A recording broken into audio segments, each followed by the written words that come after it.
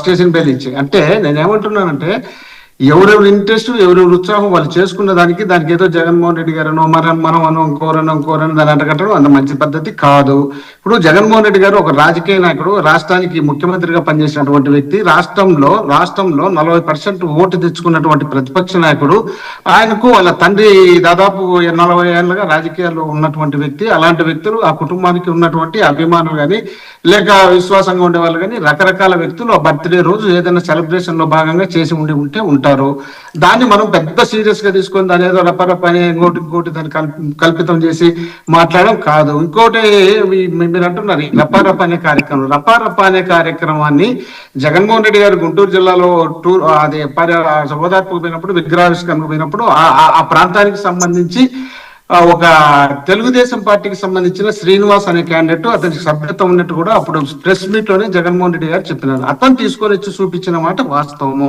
అది జగన్మోహన్ రెడ్డి గారి ప్రెస్ లోనే చెప్పడం జరిగింది. అయ్యా ఇది రపారప అనేది ఏది మళ్ళీ ఇంకోసారి చెప్పని చెప్పి, ఇదేదో సినిమా డైలాగ్ కదా, ఇదేది మనకు సంబంధం లేదు కదా, అయినా అతను ఎవరు అంటే తెలుగుదేశం పార్టీ సభ్యత్వం ఉంది సార్ అని అక్కడే ఒక విలేకరు చూపిస్తే, అవునా వల్ల మరి వాళ్ళకు వీళ్ళకి ఏమేమి సమస్యలు ఉన్నాయో దాన్ని మనల్ని అభిమానించి వచ్చి ఇక్కడ పెట్టాడు, అది మనకు సంబంధించింది కాదులే అనే విధంగా ఆ రోజు చెప్పడం జరిగింది. దాన్ని పట్టుకొని అప్పటి నుండి ఇప్పటి వరకు ఎక్కడ ఏం జరిగినా కూడా రపారప ఇప్పుడు పెట్టిన వాళ్ళు కూడా తెలుగుదేశం పార్టీ వాళ్ళేనా? ఇప్పుడు రక్తాభిషేకం కూడా తెలుగుదేశం పార్టీ వాళ్ళే చేశారా?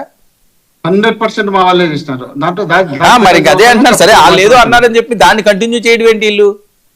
అదే వినండి సార్, ఇప్పుడు బాలకృష్ణ సినిమా రిలీజ్ అయితే పొట్టెళ్ళు నరికి దాని తలలు తీసుకొచ్చి ఫ్లెక్సీ కడతారు. మరి ఆ రోజు బాలకృష్ణ గారి గురించి మీరు ఏ రోజు కామెంట్ పెట్టలేదు. ఏదైనా తప్పని చెప్పి బాలకృష్ణ గారు ఏదైనా తప్పేనండి. ఎవరు చేస్తే ఏంటి? బాలకృష్ణ గారు అదే నేను చెప్పేది. ఆ రోజు డిబేట్ లేదు, ఆ రోజు డిస్కషన్ లేదు. 3 సార్లు ఎమ్మెల్యే, ఒక ముఖ్యమంత్రి కొడుకు, ఒక ముఖ్యమంత్రికి బియ్యంకుడు బామర్ది, మరి అలాంటి వ్యక్తికి సంబంధించినటువంటి సినిమా అది. సినిమా సంవత్సరానికి 1, 2, 3, 4 అయితే అలాంటి సినిమాలకే మీరు పొట్టెళ్ళు కడితే సంవత్సరానికి ఒకసారి బర్త్డేకి సంబంధించి కాదు. అప్పుడు కూడా రప్పారప్ప అన్నారా? కాదండి, అప్పుడు కూడా రప్పారప్ప నడుగుతామని అన్నారా ఎవరు? బాలకృష్ణ ఫ్యాన్స్. ఇప్పుడు వాళ్ళేం పోయి మేము నరుకుతామని చెప్పలే, వాళ్ళు మేము వచ్చి గంగమ్మ తల్లి జాతర రప్పారప్ప అంటే ఎక్కడ వాళ్ళు నరుకుతామని చెప్పలేదు. అదే గంగమ్మ తల్లి జాతరలో రప్పారప్ప అంటే అర్థం ఏంటి?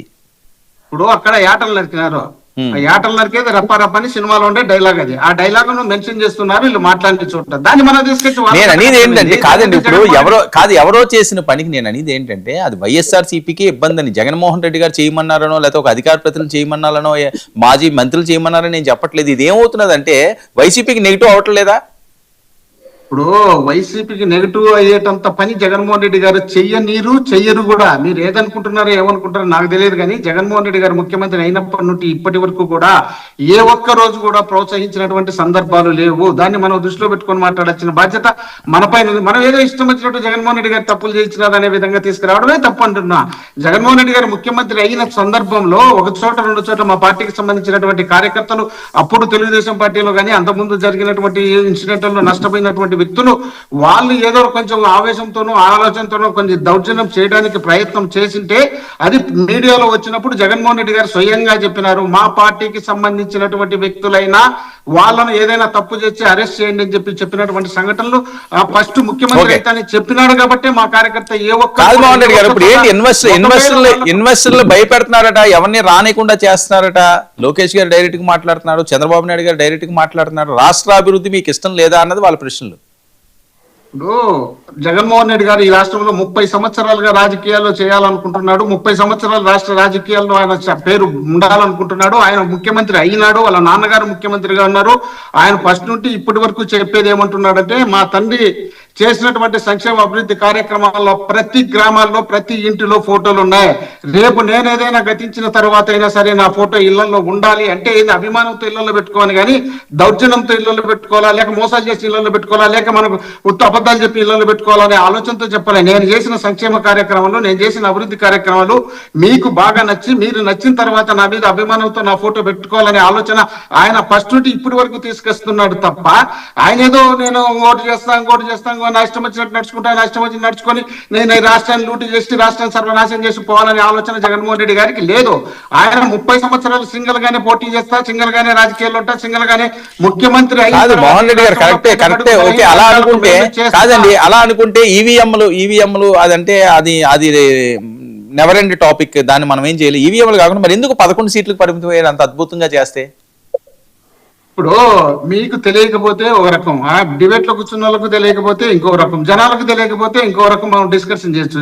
ఈ రాష్ట్రంలో జగన్మోహన్ రెడ్డి గారు ముఖ్యమంత్రి అయిన తర్వాత 3 సంవత్సరాలు, ఒక సంవత్సరం కొత్త సంవత్సరం అంటే ముఖ్యమంత్రి అయిన కొత్త సంవత్సరం, ఆ తర్వాత స్థానిక ఎన్నికలు రావాలని స్టార్ట్ చేయడము, ఆ తర్వాత కరోనా రావడము, 2 సంవత్సరాలు జగన్మోహన్ రెడ్డి గారు ముఖ్యమంత్రిగా ఉన్నప్పుడు కరోనా రావడంతో పాటు ఈ సంవత్సరం కలిపితే 3 సంవత్సరాలు. ఒక్క సంవత్సరం ఎలక్షన్ సంవత్సరం వచ్చి ఆ తర్వాత 4వ సంవత్సరం, ఒక్క సంవత్సరం మాత్రమే ఆయన పరిపాలన సాగినట్టు పూర్తి స్థాయిలో ఉంది. అలాంటి ముఖ్యమంత్రిగా ఉన్నటువంటి జగన్మోహన్ రెడ్డి గారు ఎన్నో సంక్షేమ అభివృద్ధి కార్యక్రమాలు చేస్తే దాన్ని తీసుకొచ్చి వీళ్ళకి ఇష్టం వచ్చినట్టు, వీళ్ళకి తోచినట్టు, వీళ్ళకి కావాల్సినట్టు రాష్ట్రంలో ఉండే 3 పార్టీలతో పాటు దేశంలో ఉండే కాంగ్రెస్ పార్టీని డైరెక్ట్ గా కలుపుకొని మీడియాలో మొత్తం అన్ని కలిపి ముక్కుమ్మడిగా జగన్మోహన్ రెడ్డి గారి మీద దాడి చేసినప్పుడు ప్రజలు నమ్మేదానికి అవకాశం ఏర్పడింది. కాబట్టి ఆ విధమైనటువంటి అభిప్రాయంతో వీళ్ళు ముందుకు వచ్చినారు కాబట్టే జగన్మోహన్ రెడ్డి గారికి ఓటు బ్యాంక్ దక్కడానికి కారణమైంది.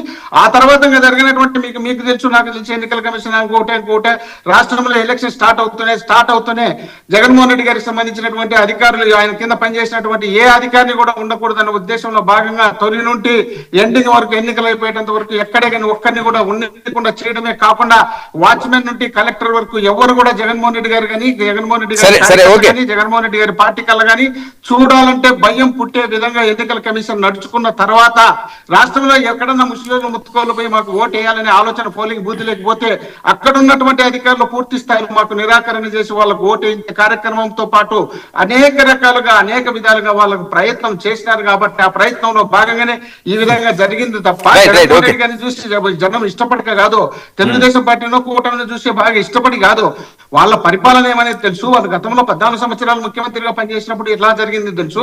వాళ్ళు కూటమితో 14 నుండి 19 వరకు రాష్ట్రంలో అధికారంలో నుండి రాష్ట్రంలో వాళ్ళు ఇచ్చినటువంటి హామీలు ఏ విధంగా నెరవేరినాయని తెలుసు. వీటన్నిటిని చూసిన తర్వాత ఆ విధంగా డిసైడ్ అయినారు తప్ప వాళ్ళు మంచి పని చేస్తారు, వాళ్ళని చూసి ఓటేయాలా, వాళ్ళని చూసి 164 సీట్లు ఇవ్వాలా, 164 సీట్లు ఇచ్చిన తర్వాత 164 సీట్లకు సంబంధించి ఏదైనా వాళ్ళు ప్రజలకు మంచి చేయాలనే ఆలోచన. సరే ఓకే. అంటే మోహన్ రెడ్డి గారు మీ పాయింట్ ఏంటంటే ప్రజలు కాదండి, అంటే కాదు ఓకే చర్చిద్దాం, ఇంకా ముగ్గురు ఉన్నారు కదా, అంటే మీరు పాయింట్ ముగ్గురు ఉండాలి మాట్లాడతారు, అలాగే మాట్లాడితే కానీ అది వాళ్ళు ఏం చెప్తారో చెప్పిన తర్వాత మళ్ళీ మీరు ఎక్కువసేపే మాట్లాడితే కానీ. అంటే మీ ఆలోచన ఏంటంటే ప్రజలు చాలా అమాయకులు, అబద్ధాలు చెప్తే ఇట్టే నమ్మేస్తారు.